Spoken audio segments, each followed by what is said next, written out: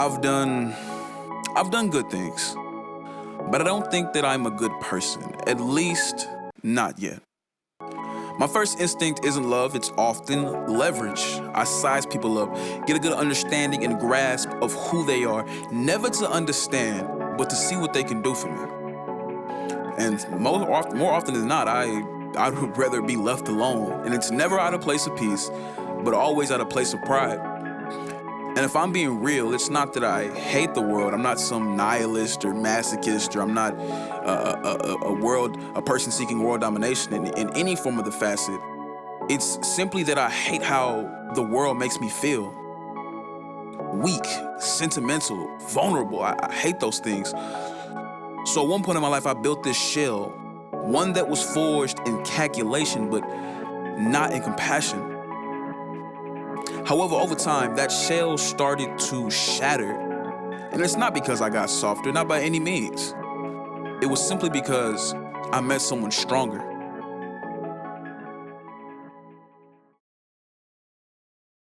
Let me put this plainly. Sometimes I honestly loathe people. And it's not for anything they did. It's simply for just existing in my space. And worse, I often want to use people to get ahead. And that part of me, I hate. It scares me because it doesn't feel like some fleeting impulse. It feels embedded, like a muscle memory. Vegeta isn't and wasn't just a villain. He's a mirror for me, a reminder of how easy it is to justify being cold when the world taught you not to trust warmth. When I was younger, I loved how ruthless he was. He didn't care about friendship or feelings. He cared about power. He cared about strength. Jesus Christ, I'm only doing one take. He cared about absolute power. Boethius says in Consolation of Philosophy, Book 4, when a man ceases to be virtuous, he ceases to be human. That stung. When we read that stung, because for a while I stopped feeling like a person. I was playing a role, the smart one, the cool one, the ambitious artist, but inside I was hollow.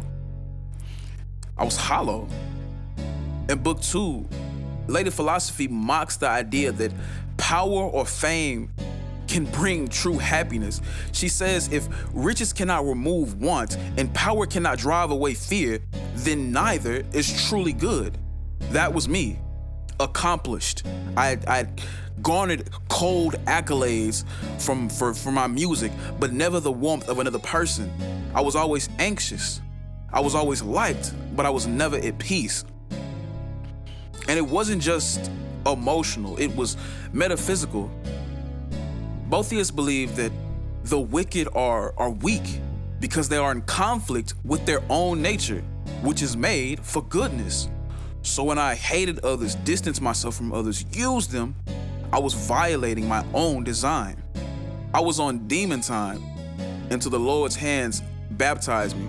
And if we're using the Vegeta analogy again, Vegeta was on demon time until Goku baptized him with them hands, them fisticuffs.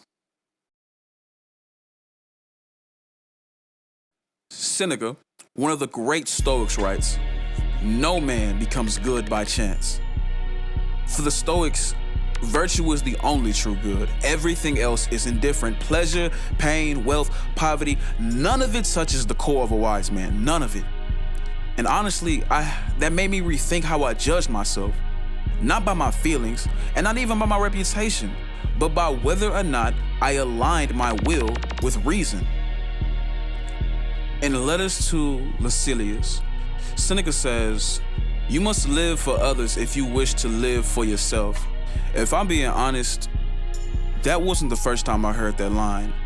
And I remember vividly hating hearing that because it meant my selfishness wasn't my strength, it was immaturity.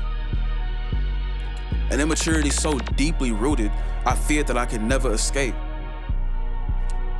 Plotinus in the Aeneid argues that the soul's true home is in the one, the source of all being, all goodness, but the soul becomes divided when it turns outward toward matter, toward ego, toward pride.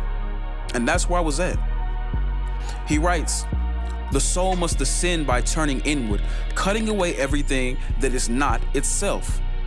And essentially, that's what Goku was doing when he trained in silence. What Jesus did in the desert, what I was avoiding every time I drowned myself in the noise that was my pride. Plotinus believed evil isn't a substance, it's a lack, a privation of the good. Like darkness is just the absence of light.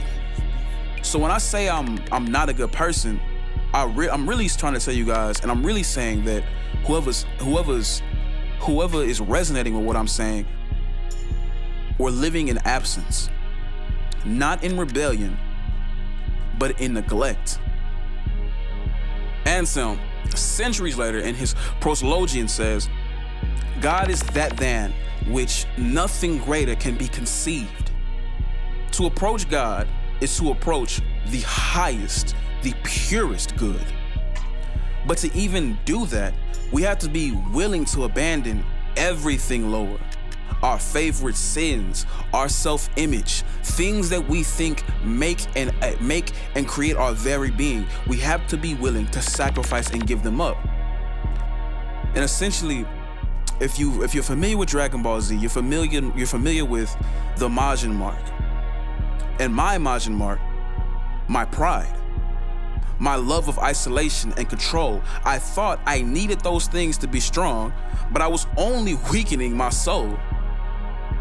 You ever try to be a lone wolf, but God keeps sending Gokus into your life to humble you?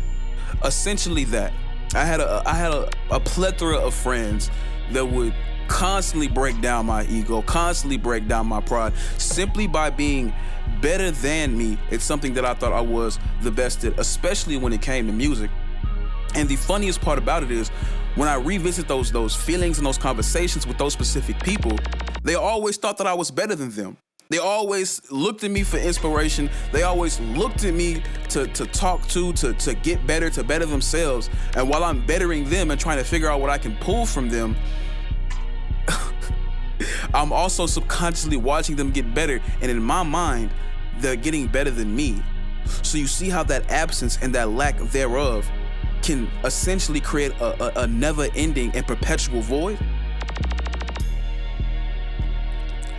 Goku's not just a good guy. He's a relentlessly good guy.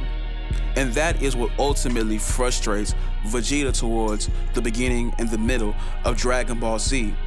Because he, like I, is so used to having to earn everything, to really put pain in, to really put blood, sweat, tears, to grasp what you have. When that is what you're used to, grace can feel offensive. And that's how I felt about Jesus. I didn't necessarily want a savior. I wanted a scoreboard, something to justify the times that I hurt people, ignored people, used people. I vividly remember being 15, 16, first starting out, and there was this girl that was older than me. She liked me and she could produce. And I used what she knew and got close to her, and used the fact that I knew that she liked me just to garner the info that she had. Took it, started doing what I had to do on my own, which is when it comes to producing, and rarely spoke to her. It wasn't until I got older that I had to come back and apologize for what I did. You see, in the Gospels, Jesus doesn't just preach righteousness. He lives that righteousness. He washes the feet of the very people who would abandon him. He forgives as he bleeds, and lucky for me, she was willing to wash my feet and forgive me. Seneca writes, we should give as freely as spring gives water. Going back to Goku is that spring in Dragon Ball Z. He's constant, he's joyful, he's inexhaustible, even when Vegeta is mocking him, and even when Vegeta is cheating to grasp power. Both theists would call this true fortune, not the wheel of random luck, but the stable inner peace that comes from aligning with the divine. When Goku gave Vegeta that Senzu beam after that brutal beatdown, I mean, I can't even imagine how pride-shattering it feels to be the Prince of all Saiyans. Your power has been battle-tested through years of rampage and war to meet this peace-loving, low-class warrior that can not only rival but eclipse your power, and even his weakling friends can damage you, only to be shown divine love and spared. You weren't spared. You didn't win the fight. You didn't earn your retreat, or you didn't earn to leave. It was just given to you. I can only imagine how that shattered his pride. And I can't even say I can only imagine it, because I felt that when encountering the Lord. Romans 12:21. Do not be overcome by evil, but overcome evil with good. That's what Goku is in this story for Vegeta. And that's what Christ is to me. That is the call. Essentially what I'm saying is, in Dragon Ball Z, Goku is basically Jesus with terrible hair physics. He said, turn the other cheek, then he dodged your punch anyway. You know, growth never looks like sunlight and flowers. It looks like weeping in that gravity chamber. It looks like losing to your old self again and again, trying to get up, but never fully able to stand. In Book 9 of the Republic, Plato says that the unjust man is at war with himself, that his soul is ruled by the lowest part, desire. But the just man, the just man is ruled by reason, supported by spirit. I've been all three. The one who is ruled by desires, who seeks praise. The one whose spirit lashes out, and occasionally, and really is more of recent, the one who listens to reason. Vegeta gave in to Babidi, not because he believes in evil, but because he misses the clarity he found in rage. He misses being feared, being simple. And you know, that was me. And it can be me at times, when I fantasize about cutting people off and simply going cold again. But even Vegeta couldn't run from what he became. He couldn't unlove Trunks. He couldn't undo the grace that Goku gave him. And Plotinus says, to become godlike is to live according to the highest part of the soul. That's not the part that calculates. It's the part that contemplates, that sees the good and moves toward it.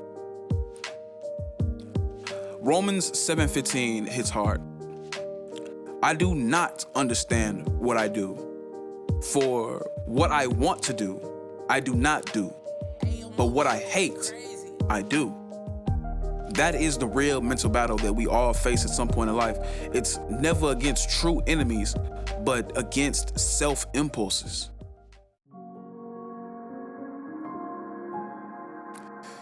In the end, however, Vegeta bows, but he's not bowing in defeat to Goku, but to love, to his family, to truth, to the thing that made him hate himself in the first place, mercy. Both of you says that happiness comes from unity with the divine, but only philosophy, true love of wisdom, can lead us there, not pride, not fear. Seneca tells us that the wise man has friends everywhere because virtue builds bridges. And Anselm, he tells us to chase that which is supremely good, not because we deserve it, but because we were made for it. Sitting with all those thoughts and ideas and reliving some of my old experiences as I write this, I'm not a good person, but I am slowly becoming better, not through willpower alone, but through grace. Through Gokus, like my friends, and my God that refused to give up on me. Even the proudest can kneel for love, for truth, and for, of course, Christ.